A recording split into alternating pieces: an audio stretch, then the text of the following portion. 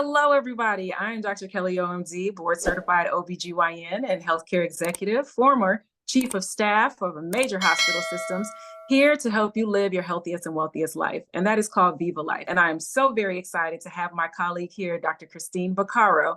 And let me just tell you the quick down and dirty about how we met. As you know, being a healthcare executive, sometimes you're not in labor and delivery and clinic as much as you used to be. And Dr. Vaccaro happened to be on call one night, and I went on call and I said, do you mind if I just hang out with you just to, kind of get my skills back intact? She said, absolutely, sure, I'll do that. And we sat down and we talked, and she told me about all the work that she's been doing. She's a urogynecologist, but then also in the specialty of hormone imbalance, as well as perimenopause and menopause. And so I said, would you mind coming on the webinar and just talking about this with us? She said, absolutely. We sent out a message to you all in our Facebook chat, and 200 people responded. 150 people registered. And because of that, Dr. Vaccaro is here to break it down with us, for us, about menopause, perimenopause, and hormonal imbalance. Dr. Vaccaro, tell us a little bit about yourself and the top 3 things you want us to take away tonight. Well, first of all, Dr. Kelly, I'm so grateful and honored to be here. I'm so excited. I love educating. This fills my cup so much. So just a little bit about me. I'm a double board certified OBGYN and urogynecologist. Obviously worked with Dr. Kelly. I am just in love with sharing information. So I also have podcasts and I'm Instagram and just love educating women. The 3 takeaways I want everyone to ponder and really deeply think about as well. Number 1, FDA-approved bioidentical hormones are very safe and very effective. Number 2, your body, your choice. If hormones are not something you're interested in, there are wonderful other medications that we're going to get into tonight as alternatives to hormones. And number 3, you're here, so obviously you want to educate yourself and advocate for yourself, but just be a consumer of medical information. Just consume until you feel really comfortable with your choices. Those are my 3. I am so excited to have you here, and I'm excited that people are going to ask us the questions that they really want to know about, because I think there was over 200 comments associated with those people just liking and saying, I need to know. So we're really excited about that. So let's go ahead and jump on in. As we both said, we're both OBGYNs. So as a generalist, I focus on this a lot. And as a urogynecologist, not only do you focus on the perimenopause, menopause, hormonal imbalance, but also very much focus on pelvic floor changes associated with that. But I know you have a great presentation for us tonight. I'm not going to take up too much time. So if you wanted to start sharing your screen, then we're here to listen. Okay, here we go. So I'm hopefully going to give you an update, like a state of the science, meaning like the most up-to-date information we have on menopause. I'm going to be reviewing some old data and some new data. And again, here's who I am currently. I'm retiring from the military very shortly. So in my lens, I am a quality of life gynecologist. So urinary incontinence, prolapse, bowel leakage, and pelvic pain. And I also deal with menopause and genital urinary syndrome of menopause, which I will define. So those are the 3 things that I want to cover. I am going to spend most of the time on menopause management because that's what Dr. Kelly really wants. But I do want to just briefly touch on health prevention and well-woman care, because I think it's always good to make sure that we're getting those topics covered. So humor me for just a few minutes while I go into that, and then we'll focus on menopause management. So health prevention, osteoporosis is actually one of the leading killers of women with hip fractures. So do make sure DEXA scan starts at 65. You can start earlier if you have other additional risk factors like family history, low body weight, et cetera. And really the key here for osteoporosis is prevention of fractures, meaning preventing bone loss. And as you'll learn tonight, 10% of bone loss happens in that perimenopause transition. So even starting in your 40s. So really important to prevent osteoporosis. And then heart disease prevention, 1 in 6 women and men can get heart disease. So this is a lifelong prevention. And just quickly on heart disease, these are like the 8 essentials to preventing heart disease, and sleep is like the foundation. I harp on sleep with my patients, my kids, everyone in my family. Sleep. Getting adequate quality and amount of sleep is critical for maintaining health.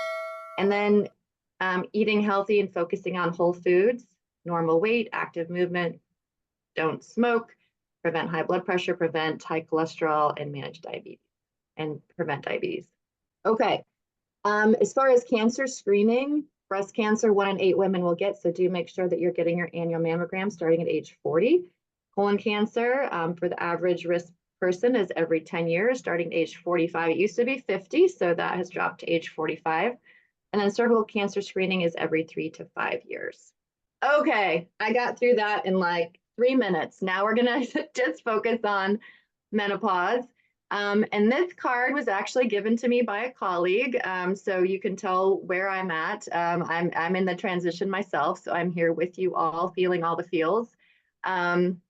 So again, this card just made me laugh. So on one hand, there's brain fog, headaches, insomnia, mood swings, and whatever the hell is happening to my knees. On the other hand, there's the breathtaking power of truly not giving a bleep about what anyone thinks anymore. So I truly do feel all of these things, and I hope you guys got a chuckle. So perimenopause, this actually can be 7 to 8 years before your last menstrual period. So for the women in their, even early 40s, this can be you. I think sometimes we don't think about these changes happening so early, and certainly myself, I was even in denial about, things that were happening, because I think there's some psychological changes with knowing that your reproductive capacity is about to end. It's a big transition. So hot flashes and night sweats are the primary symptom most women think about when they think of like menopause, and the sleep disruption. And about 50 to 75% of women have hot flashes and night sweats, and this can last up to 8 years on average. So remember, like I said, the key to heart prevention and health in general is sleep, right? So when you go through this transition, your sleep's disrupted, and it's not always just from hot flashes or night sweats. You can just wake up in the middle of the night randomly, and then it's sometimes hard to fall back asleep. So that just the sleep disturbance itself is very bothersome. And then it's like brain fog, right? You go into the room to get something and you forgot even what you're going into the room to get. Having trouble concentrating, mood changes, anxiety, depression that came out of nowhere. You may have never had anxiety, depression, and then all of a sudden you're feeling anxious and depressed, and you're like, what the heck is going on with me? And then all of a sudden there's like love handles where you never had them before. So there's this midsection weight gain and redistribution of adipose tissue. And then you'd be surprised to know of all the other perimenopause symptoms. So your hair, just like if you remember right after delivering a baby, for those of you that are moms, your hair just completely poof, started falling out. That can happen in perimenopause. You can get dry eyes. You can get ringing in your ears. You can get heart palpitations. Oprah went to like 3 cardiologists for heart palpitations before they realized it was just perimenopause, menopause symptoms. And like she has an amazing amount of resources, and it was missed. Your bladder can start being overactive. So going to the bathroom more frequently during the day, getting up at night. A lot of leakage can occur as well. And then your joints just start aching out of nowhere. You get these just sore joints, especially your knees and your hips. And then your skin can start changing. Body odors, okay? Odors like a teenage boy just pop out of nowhere. And then also libido starts to plummet.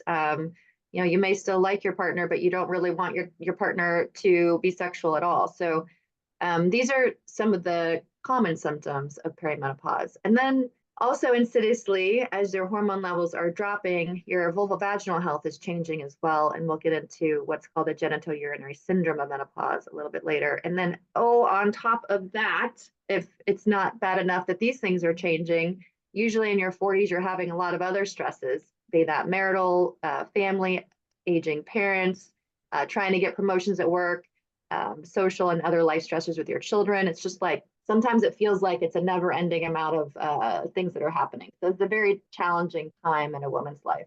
So here's just a pictorial of all the things that, again, we've reviewed. Irregular menstruation is usually, again, leading up to menopause. Menopause itself, it means you haven't had a period in 12 months. We talked about the libido, the fatigue, the weight changes, the changes in moods, all these things can be happening. And sometimes they happen, and it's not like they happen all at once either, which is why it's so insidious.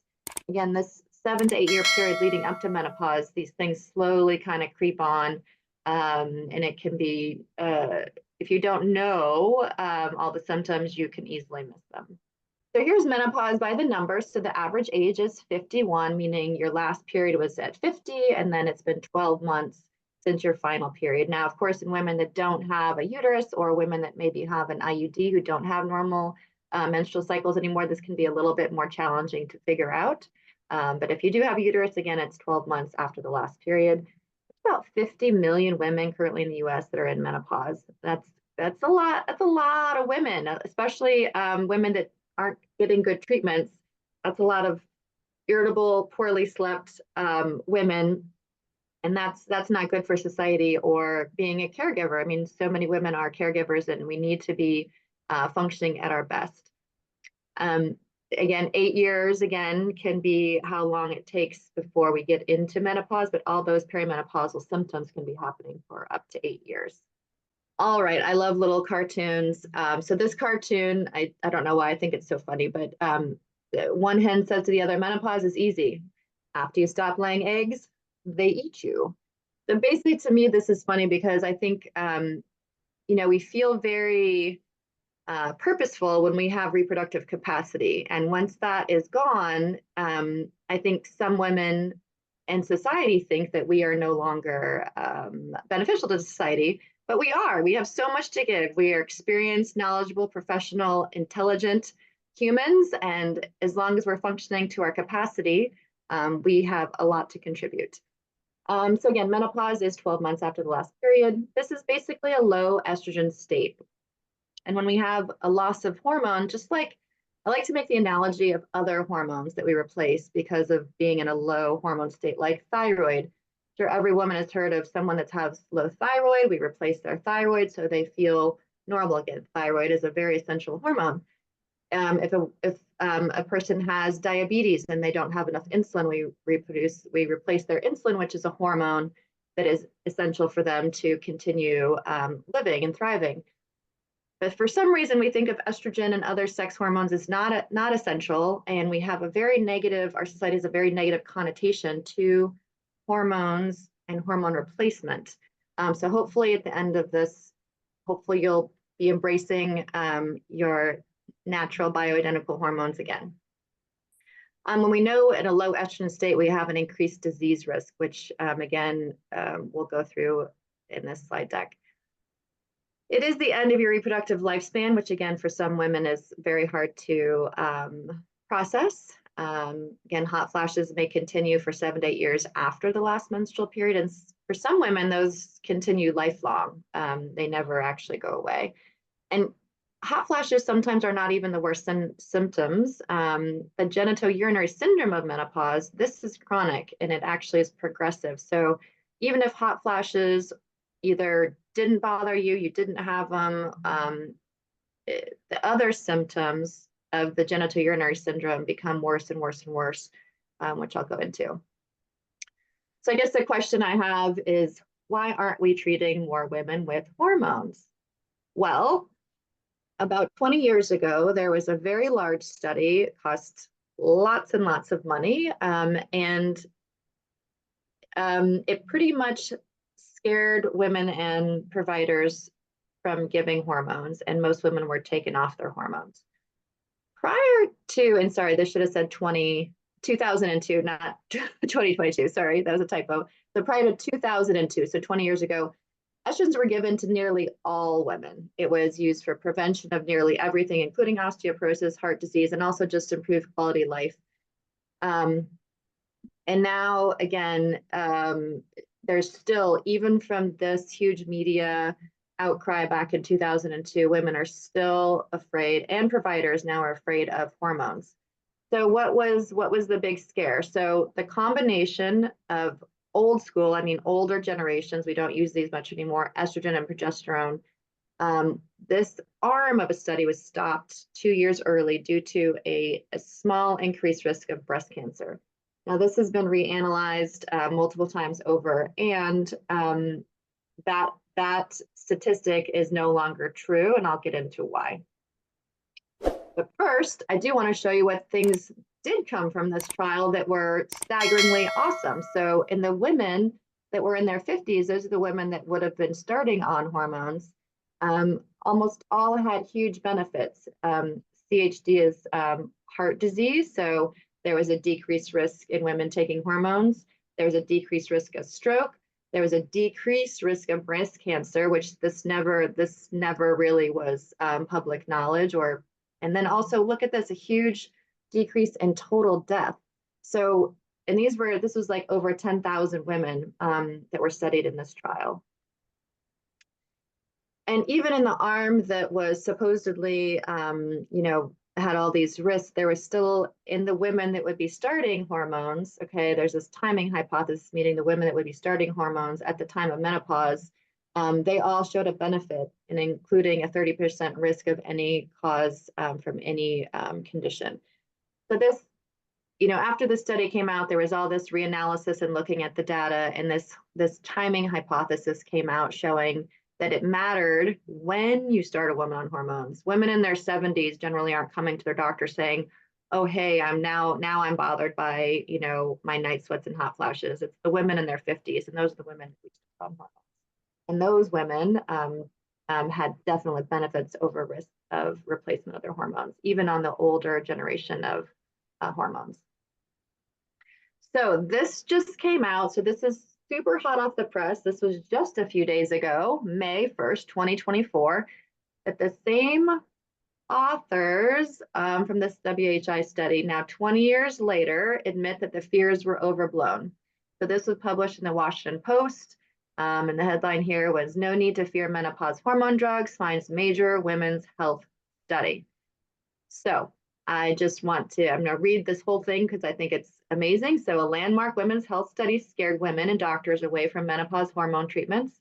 A 20-year follow-up found that fears were largely overblown. And this is huge because I actually feel like for the past 20 years, women have been harmed by not being able to have adequate access to hormones. A big study showed that only 7% of physicians even knew how to prescribe or manage menopause. And that is particularly concerning since we have 50 million women in menopause. So first, I want to talk about the alternatives to hormone treatment. So women that have mild symptoms and women who potentially are against hormone therapy, meaning they just don't want to do that or prefer not to, or women with contraindications. So women particularly that are on estrogen blockers for breast cancer treatment, or have liver disease, which means they can't take oral estrogen. And we know based on survey studies that up to 53% of women that are eligible for hormone therapy are against using it, when only 11% actually have a contraindication. So we're missing a large portion of women that could be treated if they want to. So what other things can we do that have evidence? So the areas in green show what complementary medicines are available for hot flashes. So for hot flashes, there's some data to suggest vitamin E can decrease the number of hot flashes by 1 per day. That cognitive behavioral therapy can help decrease hot flash bother, hypnosis, and yoga. But you'll notice there's a whole bunch that you probably have heard of that are in the orange and red. A lot of the supplements that are available over the counter, like wild yam and black cohosh and evening primrose, these are not recommended. And bioidentical compounding hormone therapy is also not recommended. And I'll go over that, the safety data for that as well. What are other non-hormonal medicines? Well, again, just for the symptom of hot flashes, which is arguably the most bothersome, there is an FDA-approved antidepressant called paroxetine, and there's other off-label antidepressants called venlafaxine. These are, though, less effective than replacing the natural hormone, which is estradiol, and only treat the hot flashes, so the vasomotor symptoms. And I always wonder about what message we're giving women when we say, okay, you're coming in for a very bothersome hormonal imbalance, and we're going to give you antidepressants. I don't personally like that message. However, your body, your choice. We do have evidence to show that these medications are beneficial for hot flashes. There's also gabapentin, which acts on the central nervous system. It can cause some sedation and drowsiness, but has been shown to reduce hot flashes. And then a very old medication that we actually use for overactive bladder called oxybutynin, which has significant side effects, dry eyes, dry mouth, constipation, and cognitive decline, which just never sounds good when I talk to women about overactive bladder and the certain medications, but oxybutynin has been shown to reduce hot flashes. Really exciting though in this area is a very new medication. It just came out a few months ago. It's called Veozah. They had a huge commercial on the Super Bowl, and there's been a lot of hype about it. It does reduce hot flashes by about 50%. It works on the thermal areas of the brain. It is still less effective than estradiol, but it does significantly improve hot flashes. All right. Now, there's more than just hot flashes. So those were the medications for hot flashes, but there's also so many other potential medications that a woman would need to manage all the other symptoms. So we talked about hot flash medication, then you have potential needing joint pain medication. You need something to protect your bone health, whether that be something natural like calcium, vitamin D, or potentially a prescription medication if you're at high risk for osteoporosis. You need something for vaginal dryness. You need something for bladder overactivity or bladder leakage. You need something to prevent hair loss, potentially eye drops for your eyes, potentially weight loss medications or treatments, and potentially depression, anxiety, or mood medications, and potentially sleep medications. So these are 10 medications that you may potentially need to treat the symptoms. So that is a lot of polypharmacy. So I'll tell you what the society says. So the North American Menopause Society has just shifted its name, and now it's just called the Menopause Society, but this is their most recent statement. And their statement here says that hormone therapy is the most effective treatment for vasomotor symptoms and the genital urinary syndrome of menopause. That the benefits outweigh the risks for most healthy women younger than age 60 and within 10 years of menopause. I want to be clear though, just because you're outside that window doesn't mean that you could not have hormones. It just means it's a discussion with your provider. But definitely those women within 10 years of menopause, usually those are the women that are most bothered and are coming in to see their provider. And then of course, shared decision-making. And here number 4 says that it does not need to be discontinued in women over 60. And there was just a wonderful article that just came out showing all the benefits for women older than 60 that had continued their hormone therapy, and pretty much all of them had improvement in quality of life and reduction in all diseases. And that compounded bioidentical hormone therapy is not recommended due to concern around dosing, impurities, lack of evidence. Basically, these are just not FDA-approved medications, and they're not regulated and can be super therapeutic. Okay, so hopefully if you're here, you're wanting to learn more about menopause hormone therapy. So for vasomotor symptoms, again, the hot flashes, night sweats, it's FDA indicated for that. And that's a whole body treatment, meaning you're going to take something that's going to help the whole body. Genital urinary syndrome menopause, this is local estrogen therapy, and we'll talk about that. And that treats vaginal dryness, overactive bladder, and urinary leakage, and prevention of UTIs.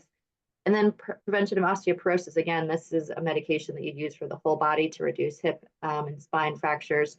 Again, really the key here is prevention. So preventing the bone loss. Like I said, in the first few years in the perimenopause transition, you can lose up to 10% of your bone density. Okay, so what is the genital urinary syndrome of menopause? This basically is a syndrome that has physiologic changes of the genitals due to decline in estrogen after menopause. So again, this starts with vaginal dryness, loss of elasticity of the vagina. Again, this leads to pain with sex. There's a change in the pH of the vagina. The vagina should be acidic, and without estrogen support turns basic, which changes the microbiome and can increase your risk for urinary tract infection. And these can be actually life, they can potentially affect your life, meaning they are risky as we age, UTIs.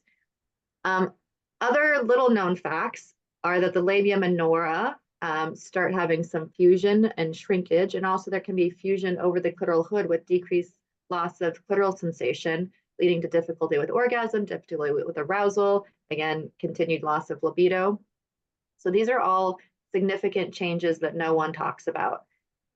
Additionally, there's estrogen receptors in the urethra and bladder. So the urinary urgency, leakage, again, and recurrent UTIs can occur. So again, all this syndrome, genital urinary syndrome, menopause, has dryness, burning, irritation, pain with sex, UTI, and diminished sexual response in up to 50% of women. So none of those sounds great. And in contrast to hot flashes that usually improve over time, the genital urinary syndrome of menopause is progressive unless effective therapy is initiated. And the most important thing, if nothing else, I want to make sure that everyone knows how incredibly safe vaginal hormones are. So vaginal estrogen just works locally on the tissue. It can be a cream, as shown in the lower left. It can be a pill that's inserted into the vagina, or a ring that slowly releases the estrogen. And there's also a pre-hormone called vaginal progesterone, or DHEA, that also can be used, and that's a vaginal insert. There's actually an oral medication as well that works. It selectively works just on the vaginal estrogen receptors, and that's called Osphena, or oral osfenamide. These are extremely, extremely safe medications to use for the prevention of genital urinary syndrome of menopause. Okay, but what you may get when you go to the pharmacy, which is really terrifying, is you go to the pharmacy, they give you the FDA package insert, and it says, for just estrogen, it quotes this WHI study demonstrating an increased risk of invasive breast cancer. And guess what? If I don't talk to patients about this before they go to the pharmacy, they get this insert and they throw away the prescription. And it's there's been a lot of grass movement efforts from physicians trying to change the FDA labeling, and I do believe it will eventually change, but right now it still is discouraging for women, and it discourages clinicians as well. So I do hope that in the future this does change. And just to give you a little bit more information about levels in the blood, so vaginal estrogens have very little absorption in the whole body. So if you look at women that were not taking estrogen, their baseline estrogen was 7.7, and when they are taking it, it's 8.7. In pregnancy, your estrogen level is over 3,000. So I just want to give that in context of, you know, estrogen levels. So it's a very, very minimal absorption, and we have great data with showing no breast cancer in patients taking vaginal estrogen. We have huge data sets showing that that is true. Okay, so what do you want to be? You want to be these healthy, happy, vibrant postmenopausal women one day. If you're not there, you know, when you're in that transition, you want to retain your youthful energy, your youthful look, your feelings of vigor and quality of life. So hopefully this is who you want to be. So there are FDA-approved medications for bothersome hormone symptoms that are bioidentical. I think this word bioidentical it's a commercial marketing term, and it makes people feel like it's more natural, and it is natural. So bioidentical is natural, but FDA products are also bioidentical. So I do want to make sure that everyone knows that you don't have to go to a compounding pharmacy. You don't have to go get pellets inserted into your body. You don't need to get saliva testing. If you have symptoms or you want to prevent osteoporosis, we have FDA-approved, very safe bioidentical hormones that can be prescribed. And they are estradiol, comes in a pill, a patch, a ring, a gel, a nasal spray, and progesterone. It can come in the form of an IUD or a pill. It can also be in a patch. And then it's more than we can probably talk about today, but I do want you to know there's also testosterone for women. I like to always share a fun fact that you have actually more testosterone in your body than estrogen. It's just men have a lot more testosterone than women. So we think about the men, you know, testosterone is the male hormone and estrogen is the female hormone. But we all, men and women, have estrogen and testosterone. And in fact, in women that are postmenopausal that aren't getting treatment for hormone replacement, men actually have more estrogen than women. So I think we need to stop with the labels of men and women and just know that all humans need these hormones, specifically estradiol and testosterone. Okay, so what does the Menopause Society and even JAMA say? They say hormones are first line. So first line treatment for vasomotor symptoms and first line treatment for prevention of osteoporosis when started early.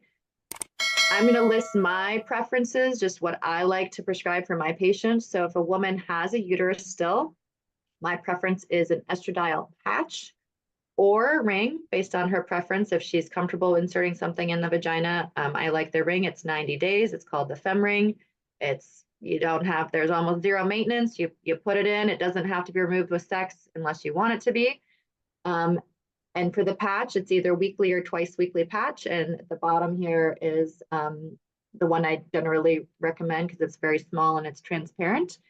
And then to protect the uterine lining, we need to have something with progesterone in it. So the Mirena IUD, especially during perimenopause, will protect you against pregnancy because it's still possible to get pregnant during the perimenopause time. Again, you're still having irregular cycles. So you do need to have something for pregnancy prevention, and it protects the uterine lining. And it's good for up to 8 years after insertion. So it's really nice if you're like a low maintenance, like I am a professional, I have lots on my plate, I have kids, I manage the house, I'm doing all these things. The lowest maintenance thing is the Mirena IUD with the vaginal ring. But again, every woman has a choice, and those are certainly not all the options. There's also a combination estrogen progesterone patch.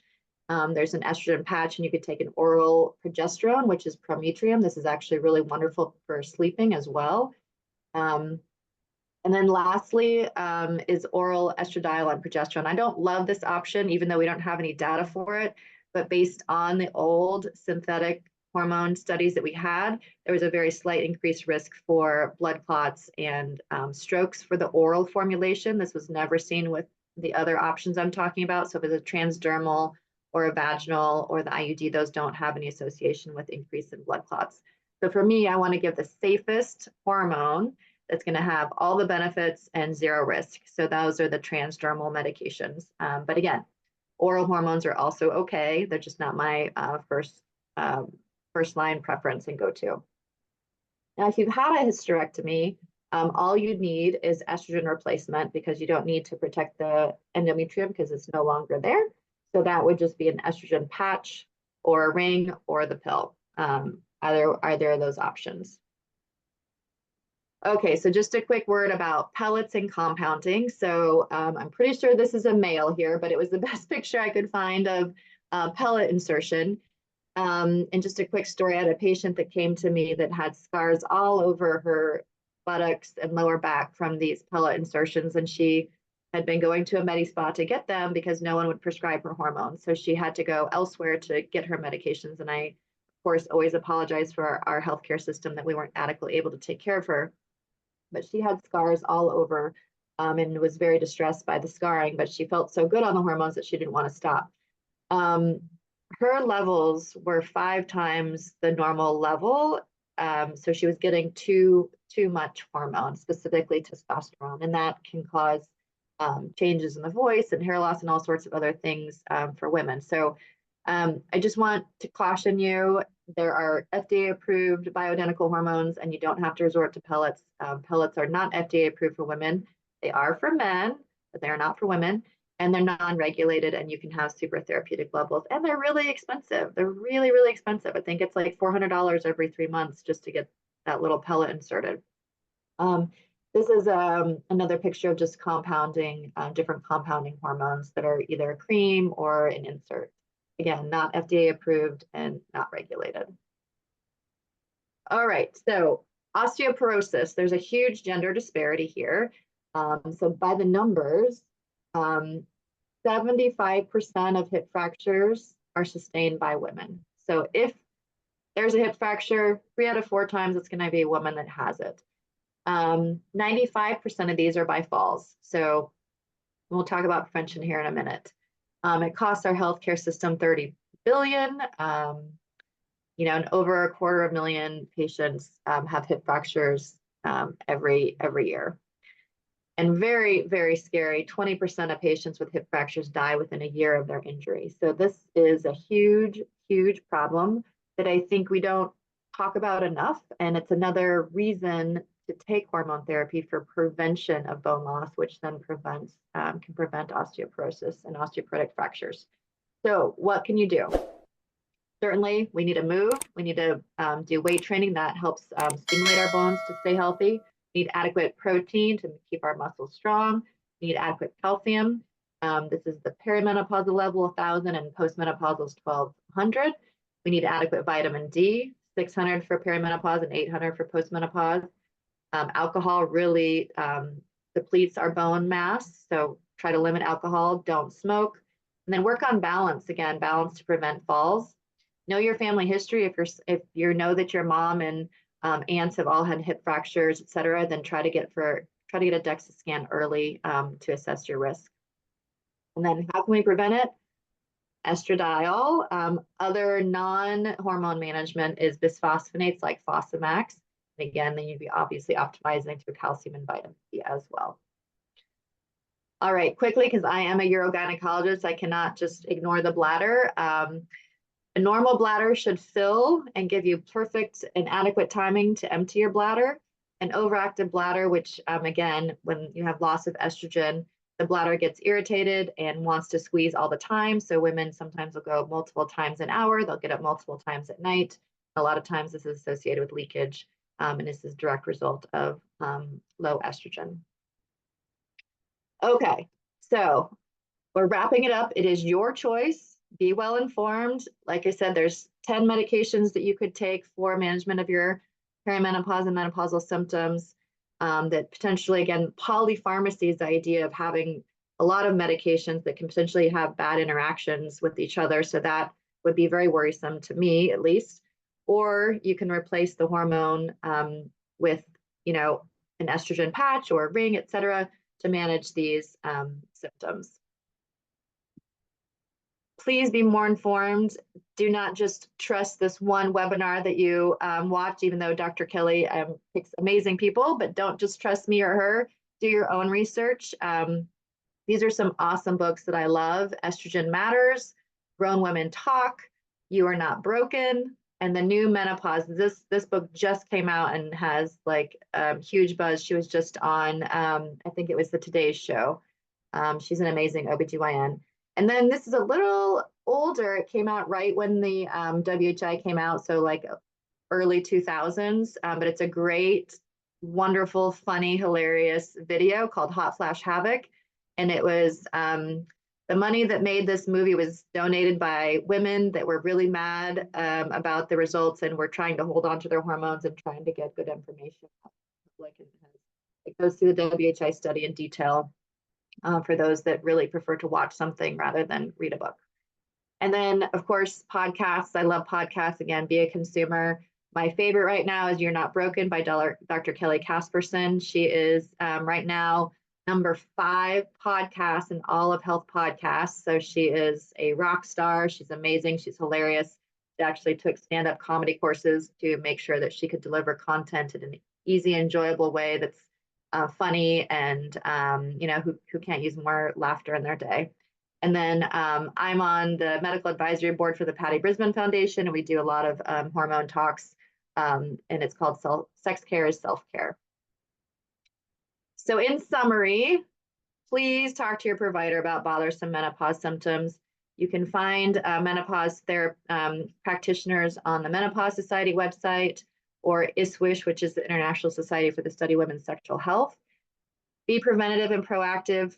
Please don't be afraid of hormone replacement. However, other options do exist. So if you really are just not sure, you're not wanting hormones, just don't suffer. There's lots of medications for your symptoms. Thank you for prioritizing yourself and being here tonight. And thanks to Dr. Kelly for inviting me. I am happy to take any questions. This is my Instagram. If you want to follow me, I have lots of other links in my bio there for more resources and podcasts. Wonderful, wonderful, wonderful. Thank you, Dr. Vaccaro. Yes, thank you so much for that informative talk. We have about 14 minutes, I would say, for question and answer. We actually already have people that have been putting questions in there. One of our Viva Life members has asked a question. So because they're a part of Viva Life already, we're going to answer that question first. Questions on pelvic floor. If you have an issue with your pelvic floor, can that make sex uncomfortable? And do you know when they have, and how do people know when they have pelvic floor issues? Yeah, so this can be really complex because there's so many pelvic organs that can be causing the pain. But again, the ones we talked about were the vaginal tissues being dry and irritated, but there's so many other things that it can be. It can be the muscles, it can be the nerves, pelvic floor muscles can be tight. There can be a bladder pain syndrome. There can be IBS and IBD, which are bowel symptoms. There's actually, and there can also be problems with the vulvar skin can have skin conditions. There's so many things that this could potentially be. If it started just during the menopause transition, though, if I was a betting person, vaginal estrogen may be a good place to start if it's dryness related. Thank you so much. And then the other thing, and I'm not sure if you said that, but pelvic floor physical therapy, I am Yes, a very big huge. believer They're in magicians. They're pelvic floor physical. magicians. Yes, repetitions. And everybody's like, is it just Kegels? No, it's more than Kegels. People actually go that are therapists go to get trained in pelvic floor physical therapy. That's one of the things that we advocated for across the healthcare systems that we work for, to make sure that we have a pelvic floor physical therapist trained in the regions that many of our women are in. Of course, in the smaller places, it's more difficult to find, but absolutely a pelvic floor physical therapist is very important. And it's also important to actually keep a relationship with the OBGYN for the duration of your life. I truly believe that Absolutely. we are very important, even once people are like, oh, you don't need to have a pap smear anymore. But guess what? You're still a woman. Yes, Or yes, yes. I as a woman. So we need to make sure that we stay connected with an OBGYN that stays up to date with information as well. Yes. We have another question from one of our members. What recommendations for those patients with cancer risk who can't take hormones? So there was two questions associated with this. Yeah. Breast cancer, and I know we have to, state between ER or PR positive, so estrogen and progesterone receptor positive or negative, as well as if you have a liver abnormality, like an alpha 1 deficiency or something like Yeah. that. So if you wouldn't mind Yep. answering of those. So I'm going to take the liver one because that's really easy. I'm going to start with that one. So most GI docs are okay. And usually this is a nice time to consult with a GI doc and start on transdermal or, again, transvaginal hormones. Again, when you take hormones through the skin or through the skin of the vagina, they don't have to pass through the liver because the skin is the one that's helping absorb the hormones. When you take an oral pill, that gets processed through the liver. And that can be the reason why we say that, we don't give medications to patients that have liver disease. But again, this is a discussion, shared decision making between the patient, the OBGYN or whoever's prescribing the hormones, and the GI doc. But generally, I find that once we have the discussion and everyone's on board, we do a trial of the medication. And as long as their liver function is remaining stable and they're getting good response to the therapy, I've never had to take anyone off of their patch or their ring. The second part is a little bit more tricky. So a lot of women have a family history of breast cancer. So, but again, 1 in 8 women have breast cancer. So it can be a random gene mutation. It can be a genetic mutation. The genetic mutation is actually much less common. And for those patients, it's literally a problem with the gene. It's not a problem with the hormones at all. So patients that might have a BRCA family member, that is not a reason that you can't have hormones.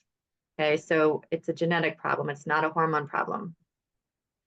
Women that have a family history, like a mom or a sister that's had breast cancer, again, breast cancer happens randomly in lots of women. It doesn't mean that you can't take hormones yourself. It is shared decision making, though. We know in all the studies that taking hormones reduces the risk of breast cancer. So it gets really tricky, though, because then women are told when they have a breast cancer that's ER or PR positive that they can't be on hormones ever again after that. And that gets really tricky because the hormones they're like nutrients for a cancer, right? The hormones don't cause the cancer, but they will then feed a cancer to grow. All the studies show that if a woman does take hormones with an estrogen receptor or progesterone receptor positive breast cancer, if they did get a recurrence, it's caught at an earlier stage with a better prognosis. But again, this is all shared decision making, and it gets really nuanced and really needs a deep dive into each individual case to make a good plan. I can't, hard to just say generalize it for everyone, but it's still an area of concern, and it's still an area where patients may get a variety of opinions. And sometimes I think physicians want to not even talk about hormones because it's a long discussion, but there is a risk to doing nothing. There is a risk to your health of potentially not doing all the prevention that you potentially could. So again, but then at the same hand, there are other alternative therapies. So it's very nuanced. Yeah, and I think you make a great point there. Everything that we're discussing is educational, and you definitely have to have a conversation with your primary, OBGYN and or gastroenterologist and or cancer therapy physician. But many of the cancer therapy physicians that I have worked with, because we all work together and are very much up to date with the options that are available and have a history of having patients that they have been able to navigate through the menopausal or perimenopausal experiences. A lot of times, because number one, people can become surgically postmenopausal very quickly once they have their ovaries removed. So they have had patients that have had a longer time period that they've been able to manage them. And I think that definitely, for example, I had a patient, she came to me, she was having hormone imbalance. And I said, these are the things that I, can recommend. Let's have a discussion with your cancer physician. She literally had an appointment right after mine. She had the discussion. He said, yes, you can do this, this, and this. She came back. We both agreed. And then we're moving forward, right? So it is That's definitely the best.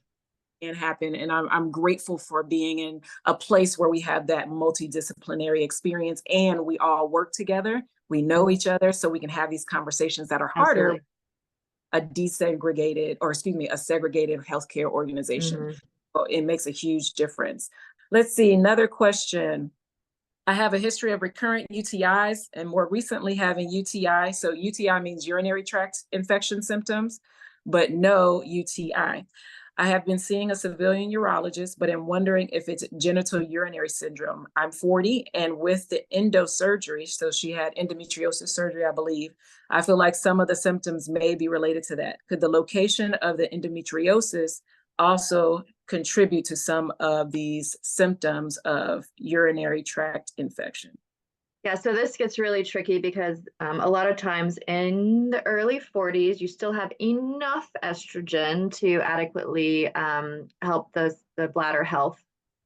So if I'm, again, just throwing a dart at the dartboard, my guess would be this essentially could be more like bladder pain syndrome, which is a syndrome that mimics UTIs. A lot of times the cultures are negative, but there's still a lot of pain and discomfort, urgency, frequency, pain with bladder filling. I'm not saying it's not overactive bladder, but for that age, that would be more likely, but it certainly could be early symptoms of perimenopause.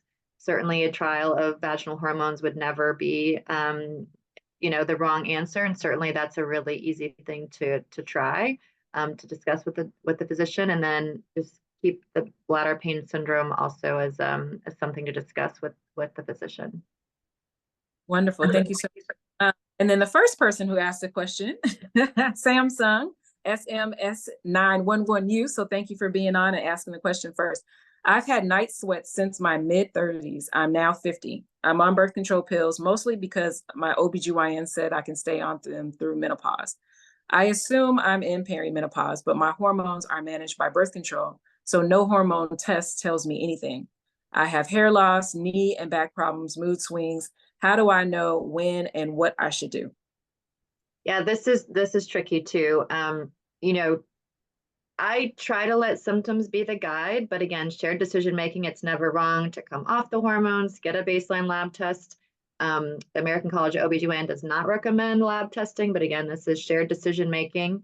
Certainly a lab test can be confirmatory, but you do have to be off of hormones to have that test be accurate. But there's also a time though that you're likely going to have to discuss transitioning to hormone therapy versus birth control pills, which are actually, 7 to 10 times more than hormone replacement therapy, meaning there's 7 to 10 times more estrogen in a birth control pill than there is in a hormone replacement therapy. And potentially you might need other hormones as well. I mean, again, we don't have time to talk about testosterone, but that's another hormone that declines as women age. And since you brought up testosterone, because I was like, thank you for answering that question, but also I wanted to put a pin in the testosterone because it is very hard for women to get testosterone. So hard. Regular, like going to the doctor and me writing prescription. Absolutely. So what's your recommendation in regards to that? And what are some of the formulations that women can use? Yeah. So there is no FDA-approved product. That is not because it's not safe. Australia has an FDA-approved testosterone product for women because clearly they care about their women more than we do in the US. Sorry, just very frustrates me a lot that we don't have a product that's FDA-approved for women because we had a patch and a gel that were in phase 3 trials that did not get approved by the FDA about 10 years ago. And it wasn't because they were safe. They were safe. They just wanted 5 more years of safety data. So anyways, what can you do? It's hard to find a provider. Again, you would want to go to a menopause specialist, someone from the Menopause Society or the International Society for the Study of Women's Sexual Health, which is ISSWSH, to find a provider that would prescribe testosterone. But basically, the way I like to prescribe it is there's a daily dose male tube that the men use, 1 tube for the day. And a woman's dose is 1/10 of that. So it's basically a little tube. And I tell women just to make the tube last 10 days. So it's a pea-sized amount, whereas the man rubs it over their entire chest. So women have 1/10 of the testosterone that males do. So again, we just need then 1/10 of the replacement dose. And then of course, again, it's a long discussion, but testosterone does need to be checked just to make sure that they're staying within the female range and not getting super therapeutic. Awesome. Great. Thank you for Kelly. Answering that question, asking and It's answering. great for, and there's global consensus for testosterone as the primary treatment for low libido. Global consensus. So there you go. When do we ever get global consensus on anything? I mean, there's that.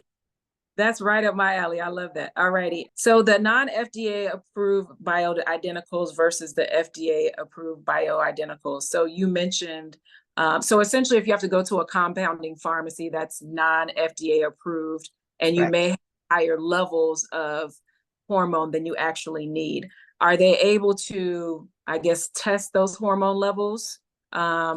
Is that an option or no? Yeah, just sometimes you get charged a lot for the testing, and it's just a snapshot. So hormone levels fluctuate even when you're on hormone replacement. So it's not perfect, especially testosterone measurements in women. Those are really subject to wide variability.